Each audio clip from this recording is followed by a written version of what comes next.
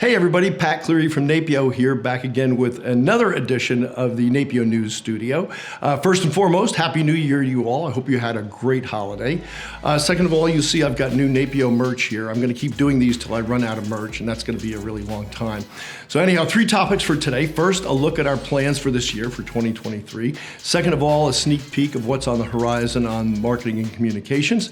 And finally, an overview of the 2022 FROST results, our financial ratio and operating survey. So first and foremost, here are our plans for 2023 on the state government affairs front. I think most of you know Michael Kreiter left us late last year, and so we posted his job, and in the first 2 weeks got 400 resumes for that slot. So it gives you some idea what a coveted thing it is to work here at NAPEO, but we are wading through those, and by the time you see this, we will be close to a decision on a replacement for Michael. We've got state lobbyists in 14 states.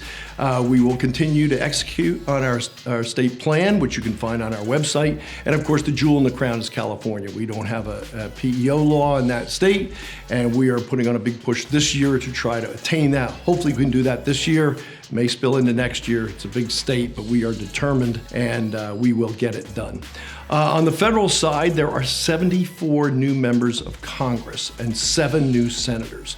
We will reach out to everyone and tell them who we are and what our industry does and what we bring to the table, but it's really important that they hear from you. If you're in a district or a state with a new member of Congress or a new senator, it's really important that you reach out to them and tell them who you are, what you do, and how you help small business grow and prosper in their districts or their states. This year we'll have the usual array of events in education. Our big conferences, really the 2 big ones in May, we will be here in DC as we always are. And the annual conference a little bit later this year will be in October in Denver. It's usually in September, it'll be in October in Denver. We do the usual specialty seminars like CFO and risk management and others.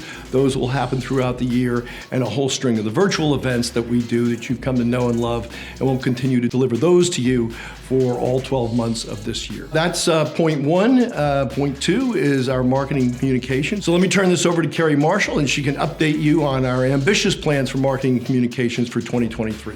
Carrie?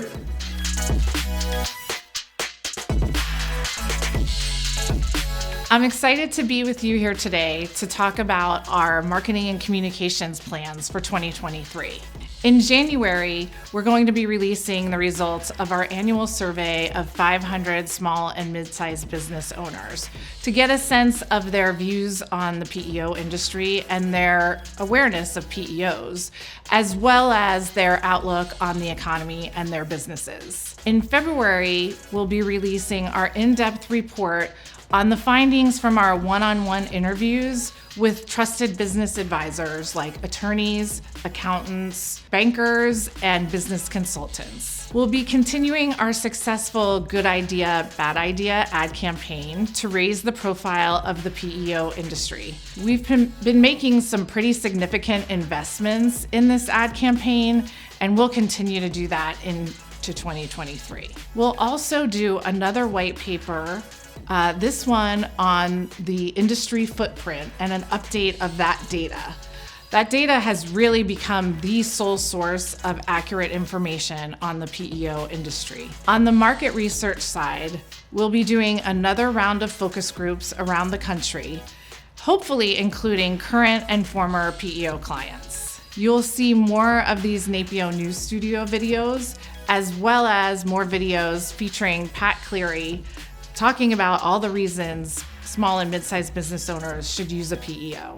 And last but not least, we'll be working to create a National PEO Day and a toolkit of resources to help you celebrate it. You'll hear much more about all of these projects in future episodes of the NAPEO News Studio, so stay tuned.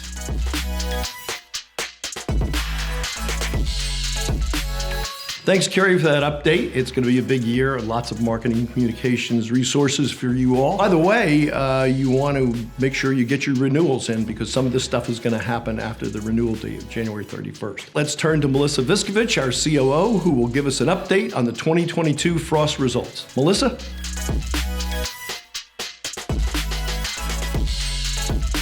Did you know that 2023 marks the 30th anniversary of NAPEO's Financial Ratio and Operating Statistics Survey? The survey report provides valuable metrics on PEO finances and operations.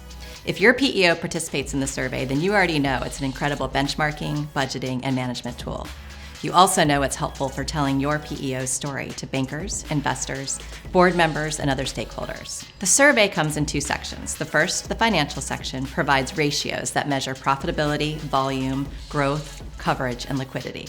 The ops section has metrics on benefits, workers' comp, sales, client service, payroll, technology, and more. Back in September in Palm Springs at the 2022 annual conference, members of the Accounting Practices Committee shared some of the key findings from the 22 survey. Few key points. They shared that the typical PEO has an average client size of 22 worksite employees. This is a number that's stayed pretty steady over the past 8 or so years. They also shared that the average wage for worksite employees was $53,000 per year. Not surprisingly, this took a 10% jump over the prior year. PEOs also saw revenue growth of 14.5% in 2021, yet another increase over prior years. And the client retention remains strong at 91%. Margins also improved over the prior year. Operating income per worksite employee was at $234. Gross profit per worksite employee was at $1,568. Do you know where your PEO stacks up? If you participate in the survey, you most certainly do. If not, let's make 2023 the year that you complete it. Trust me, you'll be glad you did. The 2023 Frost Survey launches in April, so stay tuned for more information on how to participate.